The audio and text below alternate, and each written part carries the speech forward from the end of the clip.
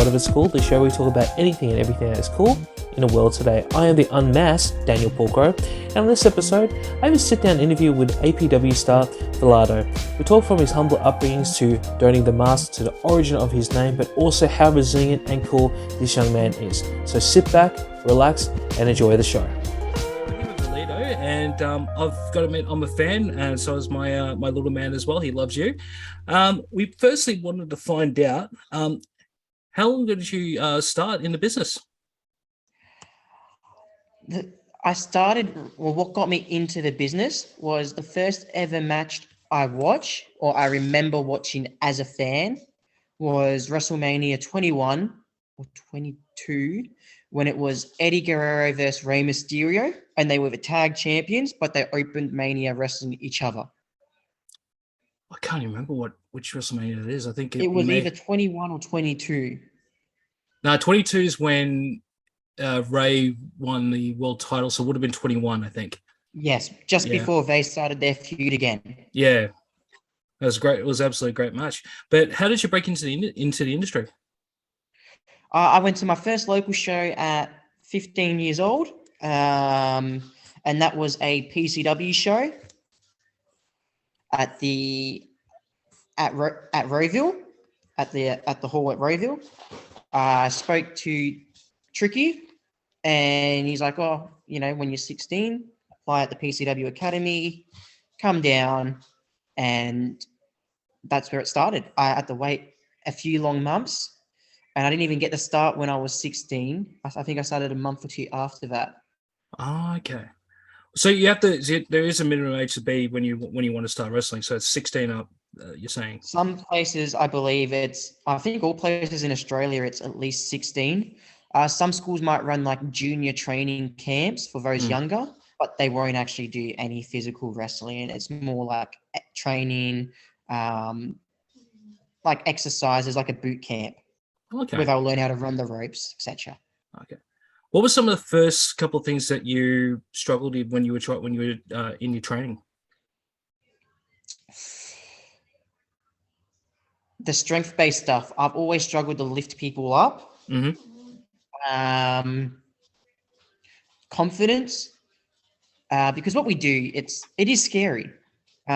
Training, taking that first bump, it's very daunting. It hurts. And 9 times out of 10, when you take your first bump, you whinge yourself because you've never done it before. So that was that for me. All right. And building the confidence. All right, but how long before you actually debuted? Was it a few months? Was it maybe a year or two?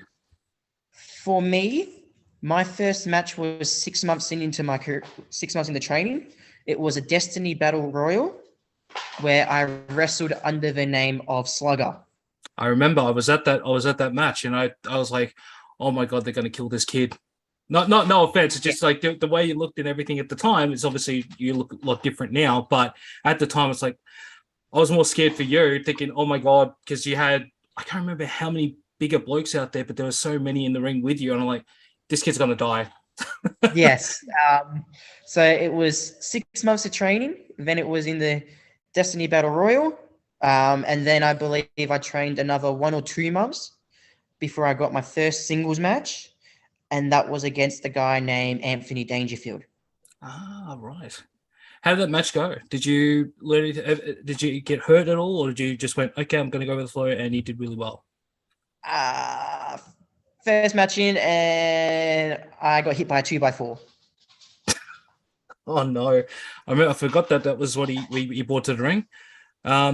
Was it gimmicked at least, or did it actually really hurt? I don't want to ruin the magic. Okay, I respect that. So obviously you debuted as Slugger. Was there any sort of back burner ideas for your gimmick at the time, or was it just you're going to be Slugger? So when I came up with the gimmick of Slugger, because I actually used to play baseball. Mm-hmm. So it wasn't a character; it was something that I always did, and it was my nickname at baseball. It was a running joke, and I was like, let's transfer it into wrestling. I always planned to stay Slugger until I got at least decent size, or because I was a lot smaller back then. Why not just have fun of my small size and like make myself sound like a hard hitter? Because when you sound like Slugger, you're expecting some big dude, but then you get little 5'6" me, 5'8" me at the time, coming out in my baseball gear, oversized jersey, with a small baseball with a baseball bat. It brings a smile to your face. Yeah, it's insane and it's funny, and that's what I threw myself into. And I was Slugger for 2 and a bit years, and then it was obviously time to evolve. Slugger was getting obviously stale, and then I wrestled under the name Blake Archie.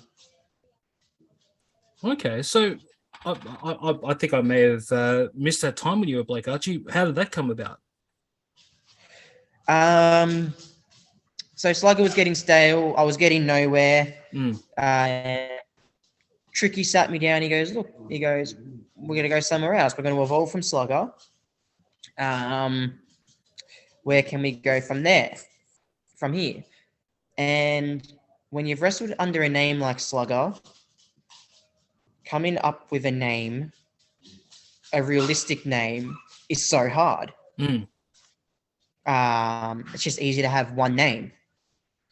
And then I was like, okay, so how can I name myself? And I won't tell the fans which, but I chose two of my names. I chose a first name and a middle name. They can be either order. I was like, okay, this is it. I needed a nickname. I called myself the Ace. Very generic. It was probably the worst 6 to 8 months in my career, because nothing changed. I was really stale. I was just your jobber. Nothing was happening for me. But I embraced that for 8 months until I was told it was time to change again. Right. But why was it that it wasn't going over? Was it just you weren't feeling the gimmick, or just the people weren't buying it? I think because I played so long playing Slugger, which wasn't even a gimmick, it was who I was, that when it was time for me to change, I had no idea who I was. I just coasted. I just did it because I was told to, because I still wanted to get booked. I still wanted to do what I love. And it just felt forced. And you as a fan would know when something is forced or when something's real. And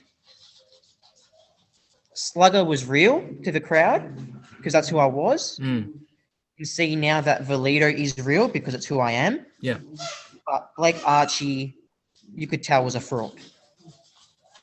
He wasn't me. It was actually me trying to play a character that I wasn't. And your best gimmicks come from your real personality traits, your real strengths, who you are. Because that's how you can relate to the character the best, is by playing to those. So how long before you developed the Valido aspect of your career? So that's a funny story. So I did 8 months as Blake Archie. Nothing was changing for me, and the owner of PCW sat me down with Tricky. It was a group meeting with me and someone else, and they're like, we want to build the tag division. We want to spice things up, and we thought you two would be good for it because you guys aren't doing much at the moment. And we want to make a masked tag team because Victoria has no masked tag teams, really. They've got a few masked wrestlers, well, not as many anymore, but no masked tag teams. So we'll chuck you both in a mask. And the owner also made the joke, which we all laughed about, was, plus we'll chuck you in a mask because you're too ugly, to be on a poster. Oh, that's cool. It was a gentle roast, but it was, banter. It's like, it was just a jib. It was funny. Yeah. We all had a laugh about it. No feelings hurt, but we wanted something different, something to attract the crowd to the product. And what better than a masked tag team? So, with the mask coming into play now, who designed the mask? Did you do it yourself? So, I grabbed. Designing a mask is so hard because there's only so many patterns, types of masks, stuff you can do to make your mask unique. I drew my mask from two of my favorite mask wrestlers, one Samurai Dao Sol and the other Dragon Lee. Two and very I've good tried wrestlers. to blend those two masks into a signature like Valido design, just to make it different. Obviously, there will still be some traits that people go, "Oh, it's a Kalisto mask or a Samurai Dao Sol mask." But if you go through what he wears now, our masks are completely different. You look at Dragon Lee's mask, you see the similarities between our masks, but you also see how different they are. And then obviously future masks, I always try to add something different, swap up the colors, or like might add something slightly different to the design, just to tweak it so it's fresh. Well, it looks, to me, I didn't even put those two wrestlers together when I looked at your mask. I thought, oh, that was a completely original design. But now that I'm looking at you face to face, I'm like, okay, I can kind of see it, but I can't. But it works. I think yours is very unique. If anyone points it out, I'm just going, okay, yeah, but it's at least it's something very different, and it's not, like some of the other wrestlers we have in the world who just go, okay, I'm just going to, and it's obvious it's a copy, But yours is very that's different. that's what I wanted to avoid, because you find that, for example, other masked wrestlers around Australia or the world, when they first go masked, their mask is they'll keep that mask for such a long time. Like my original mask is very Kalisto-like, very Samurai Dao Sol. And I use that, and I'll be using that mask more often when it's a stipulation match, so I don't wreck my good ones. And it's my first mask. But I didn't want to get trapped, so then that's what people would associate my mask with. So obviously, being in the crowd, I get called Chicken Man because I've got the rooster type, whatnot. I found that was one way that I kept my masks different, is instead of having two, I've got the one. Like I had one mask that I had three, or I've got one mask where I've only had, my next one might have two, but you can still know it's me because of the eye design or little changes. Even though it might look similar, it's still my fit, like my mask. Does it cost a lot to make those masks though, or is it? Yes. So it depends on the conversion rate. Yeah. Each set of gear complete can cost me anywhere from $700 to $1,000. That's actually a lot cheaper than I was thinking. I thought it was going to be like, I thought you were going to say like $2,000 to $3,000. Each mask, the most expensive part of my gear is always my mask. Yeah. Even that the black and gold jacket I wear on the special Adrenalin shows, like the Saturday, the anniversary show, is not as expensive as one of my masks. Okay, that really freaked me out. I thought your jacket would be... Yes, each mask can cost me between $300 to $500 AUD. Holy shit. Like, that's really blowing my mind. I thought your jacket, because I have seen that jacket, I thought that would be more costly than your mask, but now that's just... Wow, that's just blew my mind on that one. Also, my jacket doesn't have to last me a match. Yeah, these masks have to last me months, or because each mask can take 6 to 12 weeks to make, and then you got your shipping from overseas. There's another maybe 1 to 2 weeks. So I'm looking for like 2, 3, 4 months a mask. I need at least a mask to last me until the next mask comes. I always get told, "Oh, you got too many masks. Why do you have many different masks?" Well, because if one rips, I've got so many backups that while I get this one replaced, I can still wrestle. Yeah.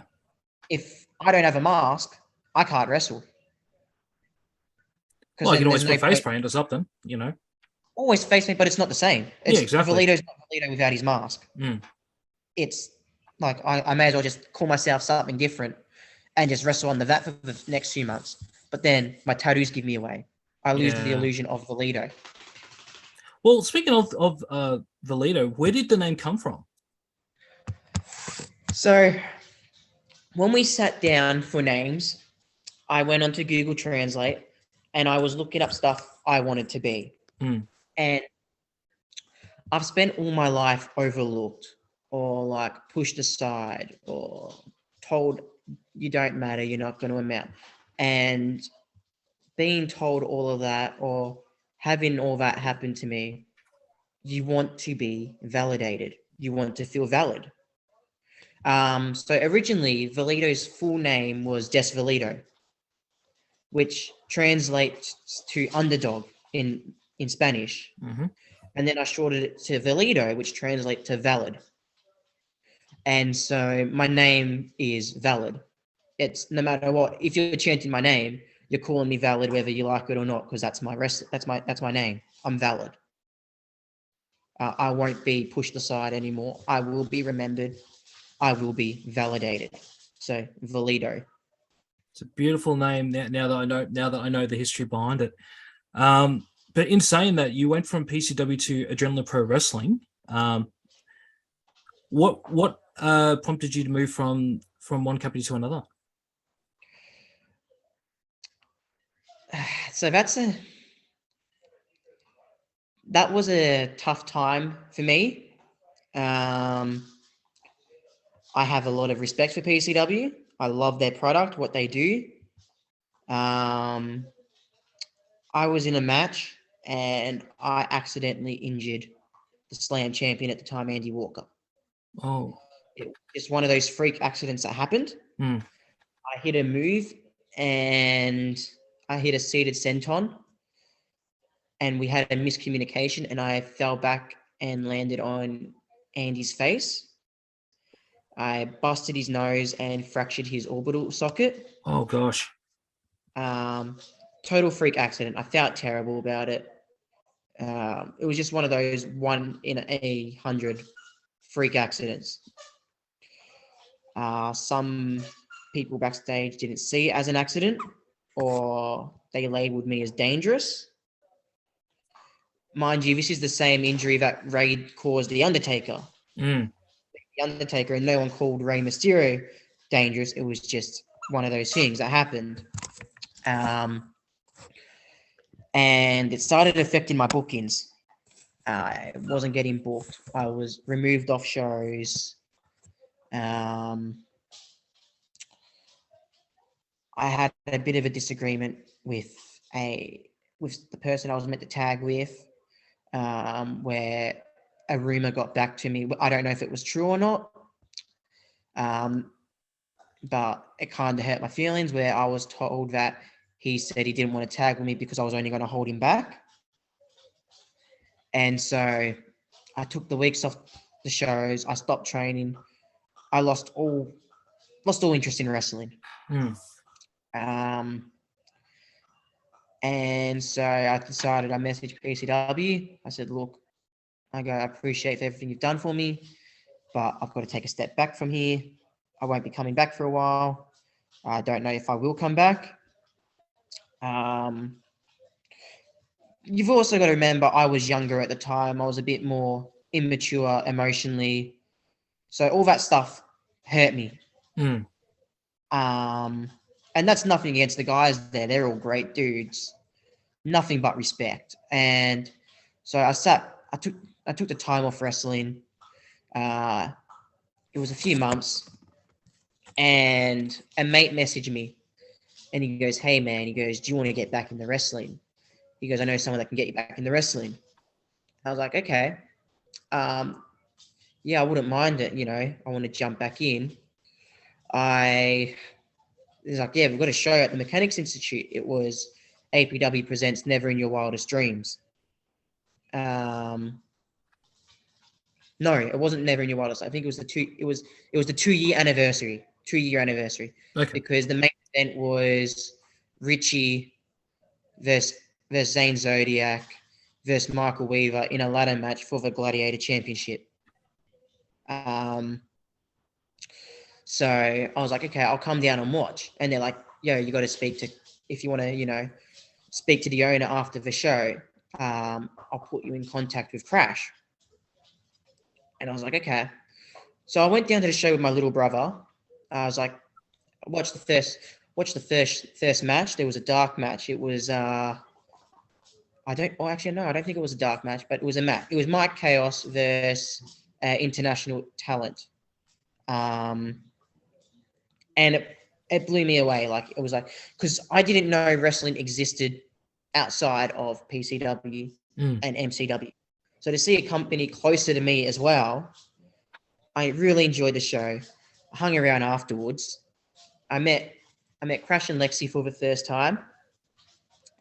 And they're like, yo, man. And Crash is like, yeah, man. He goes, told him about myself, told him what happened. He goes, look, if you want to jump back in the saddle, get back in the wrestling, here's where we train. Here's a day we train. Come on down, introduce yourself properly, come do a session with us, see if you like it. And so that following week, I went down, did my first session under Zane Zodiac, and I was like, yep, got back in the groove and never looked back. I've been with Adrenalin since their Breakout 13 show.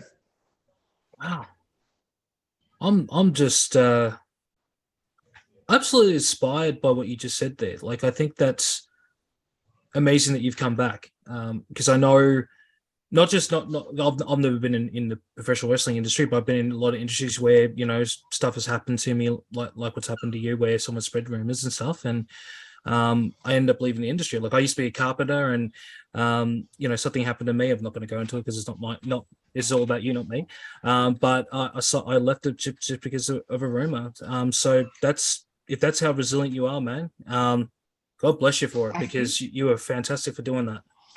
I think what actually hurt the most when I left PCW was I thought I'd never wrestle again. Because wrestling is a very fickle industry in the sense that rumors can snowball out of control.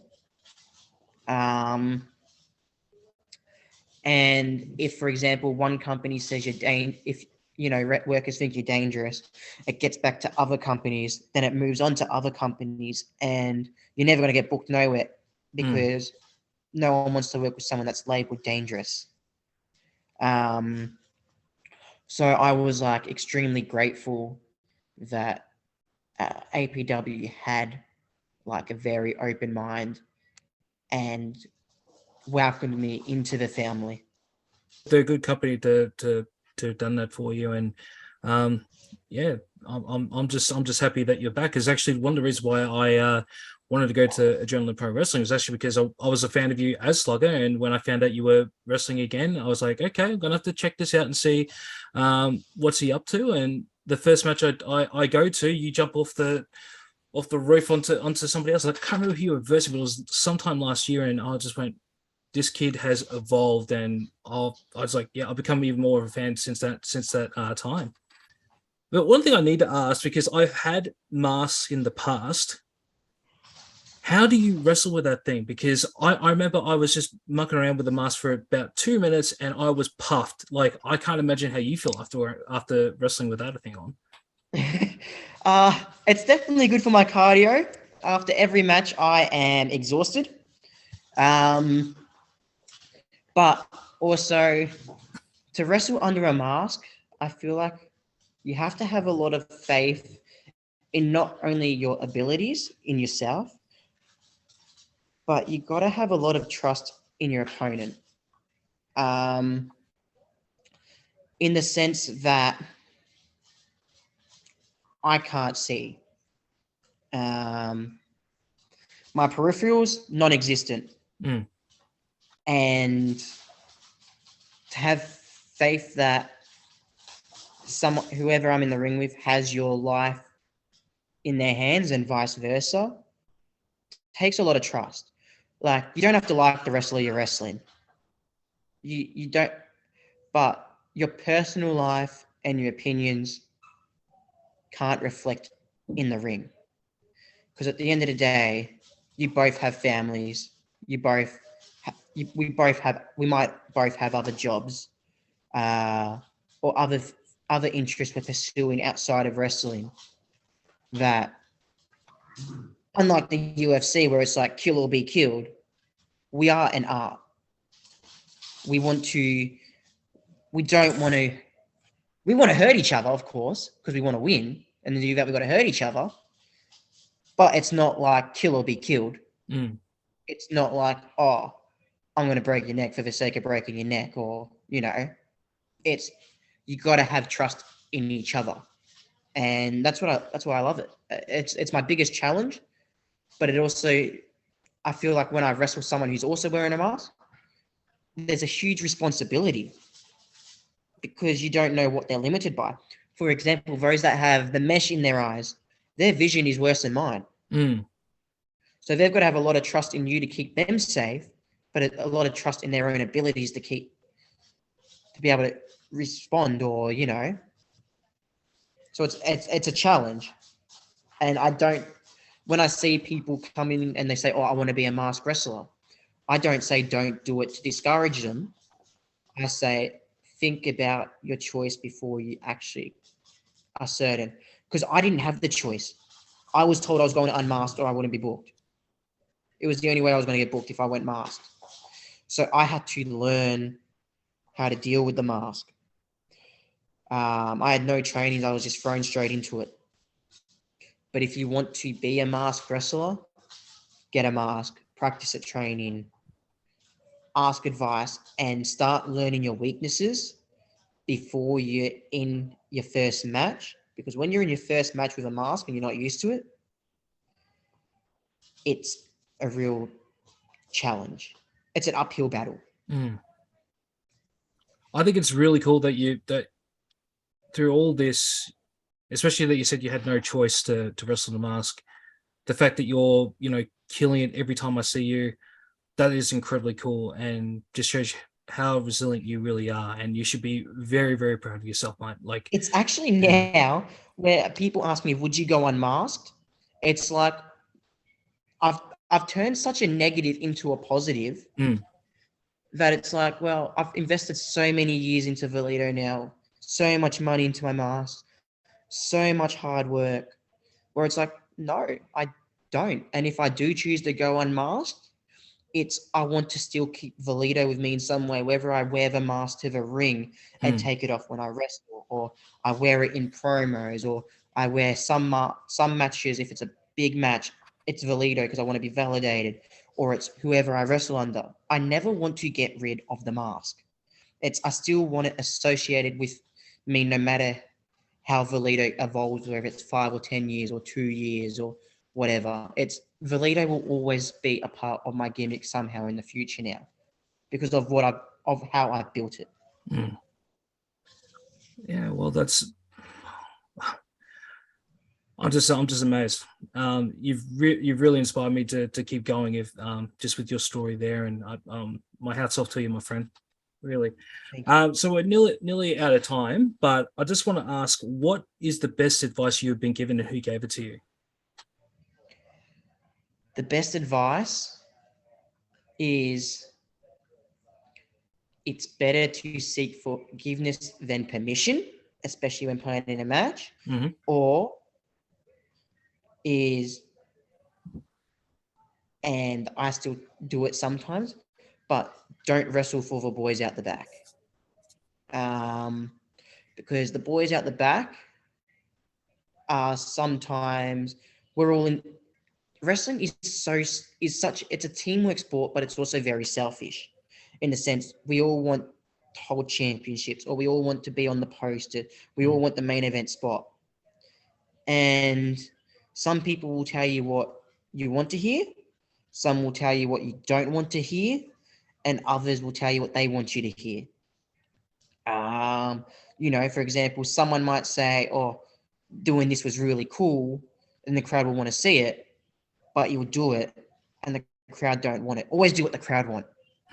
The crowd is what's getting you booked. So, for example, you saying you enjoy watching me, and your child comes to the shows, enjoys watching me because of my masks and all that. you're not watching me because I do Canadian destroyers or I'm doing 450s or any of that stuff, because I don't do that. I do simple stuff in the ring, but what I'm doing is obviously enough to keep you wanting to keep coming back, because that's what you feel like seeing. Why do I need to do what Zane Zodiac's doing? Otherwise, you've just got two Zane Zodiacs on the show, nothing different except one wears a mask and the other doesn't. So that's my advice. And also stay true to yourself. If there's something you want to do, like move-wise, like for aspiring wrestlers, there are ways around being able to do that move. I was told to never lift people, or it makes no sense for you to give people Germans. But the story you tell, you can hit any move. And it's the same as big guys. Big guys, or don't do 450s or top rope splashes or moonsaults or whatnot. If you're telling the right story, just do it. Hit it. The crowd might love it when you do it. And if that's getting you over and that's putting bums in seats, promoters are going to keep booking you, because that's what their fans want to see. Lastly, where can all our fans find you on socials? Socials, the best ones are either Facebook for the Supercharged Valido, Instagram is supercharged_Valido, and Twitter is SC Valido. That's if you want to find my socials. Otherwise, yeah, they're the best places to find me. All right. Well, you have an amazing story. I can't wait to see what's next for you. I can't wait to see you on Friday night. Yep. I'm sure you got at Pro Wrestling Friday night, Breakout 30. I have Billy Riot. It's his debut singles match at Adrenalin. Beautiful. But if you were at Breakout 29, you actually saw what the kid could do. He's an extremely talented young wrestler, so I'm excited to lock up with him. But also, I'm also keen to see who comes on top out of Chris Law and Josh Redfield for that Breakout Championship. I'll be watching that closely. Even though I'm not number one contender, that title's in my sights. I'm sure you're going to capture it. I'm sure you're going to capture it for sure. So make sure you check Valido out at Adrenalin Pro Wrestling. Link will be in description. Valido, thank you so much for taking the time out to be on the show, and good luck with the future. Thank you for having me. And that's the end of that episode. Don't forget to like, share, and subscribe to the show wherever you get your podcasts. If you want more from What If It's Cool, make sure to check out our YouTube channel, where you can find the latest episodes of Mukbanging Around, Reaction, and the Vlogcast. And don't forget to follow us on all our socials. We can be found on Facebook, Twitter, Instagram, TikTok, all at What If It's Cool. Keep that support coming. And until next time, we'll catch you on next one. Peace.